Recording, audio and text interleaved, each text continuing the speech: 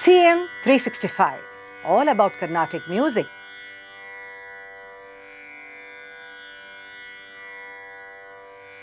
It is indeed a wonderful and enriching experience to be a part of Carnatic music, whether you are an artist or a Rasika. Either way, it's a beautiful journey that we undertake.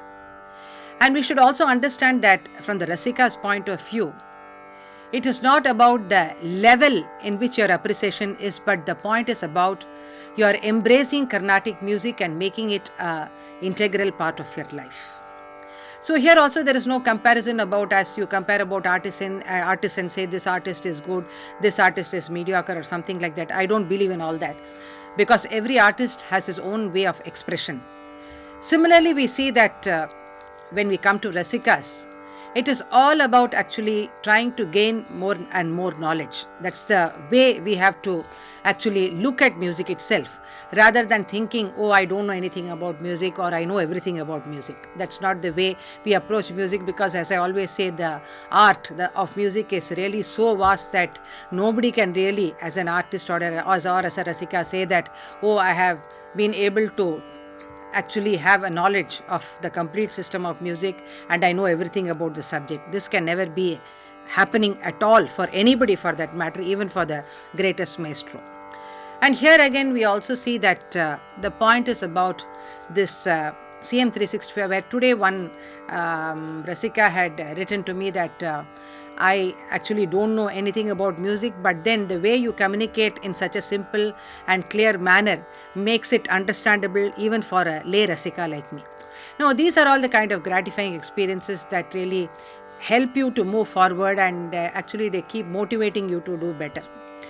And let me also make it very clear that this CM 365 was not aimed at enlightening on the already knowledgeable kind of Rasikas, because the knowledgeable Rasikas have got umpteen number of ways to actually expand their knowledge in terms of, reading books or even going online and trying to get research material and so on. The idea is where some Rasikas are trying slowly, to peep into that world of Carnatic music. And when they're trying to peep in, I want to show them that it is such a beautiful system, such a magnificent system, such a marvelous system that you need not just peep into it, just get into it and try to become a part of it. So that was the whole idea. And here again also another important thing I want to share with you is that somebody, another knowledgeable Rasika, he just called me and said that, well, some of your episodes seem to be rather very basic.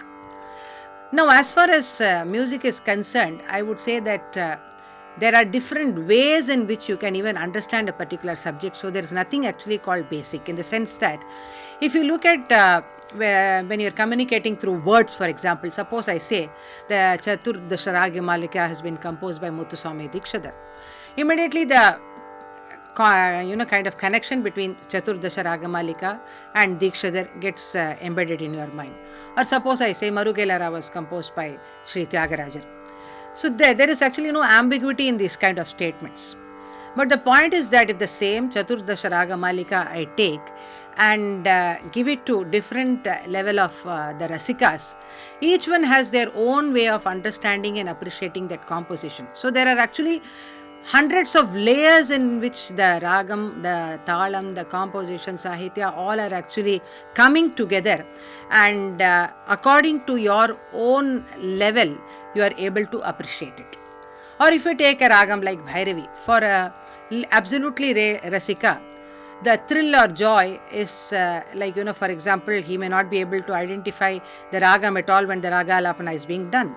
But when the particular composition is rendered in that, say for example, Yaro Ivar Yaro Enna Pero, suppose that composition, a very common one, or any other composition in Bhairavi when it is rendered, and he is able to relate between the two and say that, oh, this composition is in Bhairavi.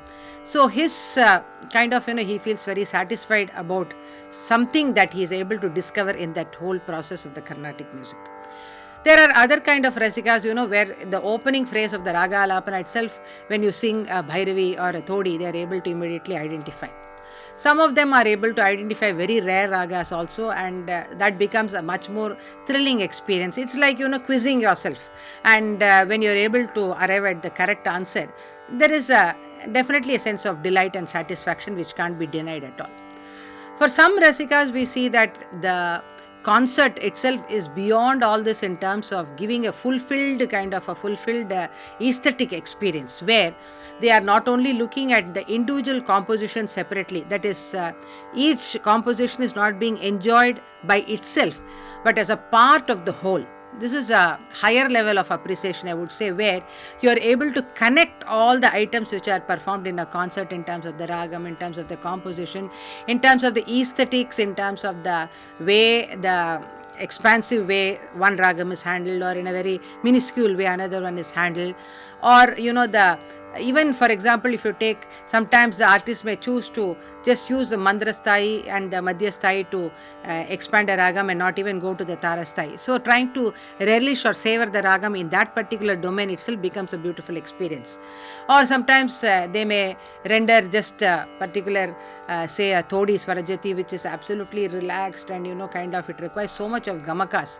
So a very knowledgeable Rasika will go beyond actually appreciating the Thodi that he has identified in that, to in fact looking into detail in terms of the gamakas, the connection between notes, what are the notes that are getting paired, how does the composer actually create one charanam to the other, what is the difference, how the development, the methods of development that are happening from first charanam to second to third to fourth in case of a Swarajati, or in a composition from Pallavi to Anupallavi to charanam, how does the musical progression happen. So there are actually numerous ways in which you can appreciate our Carnatic music itself. And apart from this, there are also some technical aspects which you could appreciate in the Carnatic music system. And when it comes to Neraval, Kalpanaswaram and all, it is more about especially in Kalpanaswaram, you see it's a play of the intellect, where a lot of mathematical calculations, a mathematical kind of, the combinations are created here. So that becomes a different kind of experience for you. Then, of course, if somebody wants to just relax, I'm talking about the absolutely fundamental kind of Rasika. For him, it doesn't matter whether you sing Todi or Bhairavi or Kalyani or Sindhu Bhairavi or even a rare ragam like Surya. It doesn't matter at all to him. For him, it is all about sitting in the auditorium and enjoying the composition and the music just for what it is. That is, it doesn't really matter to him whether you start with a Varnam or you are really conceptualizing the whole format as derived from the Aryakudi format, you are following that format, or you are going to sing at random, or how your thought process is. Nothing really matters to that kind of a Rasika. For him, sitting in the auditorium and enjoying that musical bliss itself is one of the greatest way of appreciation. And from there we start, and there are, as I said, different levels at which each of us actually appreciate the music. But finally, what I want to say is that it is very important for the Rasika to upgrade his knowledge each time, so that he doesn't get stagnated in terms of the appreciation level. So if there is stagnation happening, then what happens is that you develop that kind of a boredom, and then you lose interest also. Here you have to understand that you have to really, if you know 10 ragas, then try to develop such that you are able to identify 5 more ragas, say probably in 6 months you are keeping some target. Or if you are able to appreciate a composition, how do you appreciate a Alapana or a Kalpanaswaram, which is the domain of Manodharma Sangeeta. Now if you are able to appreciate the common ragas, how to appreciate the uncommon ragas. Now if next step, a Kacheri as a whole, how does the artist conceive, or how does he actually conceptualize the items. And then, of course, in a larger perspective, how does he interact with the accompaniment, and how as a team they work to give you that beautiful aesthetic experience. So finally, that's what I want to say, that as Rasikas, there is nothing like being a very ordinary Rasika or an extraordinary Rasika actually. It all is about personally experiencing and enjoying the music. So long as you're able to be a part of that musical journey, be a part of that musical experience and enjoy it, I think that is more than enough. And as Rasikas, definitely at every level that you are definitely contributing towards the artist in terms of making him, kind of enthusiastic about performing, motivating him to perform. Your presence is very, very vital for the artist.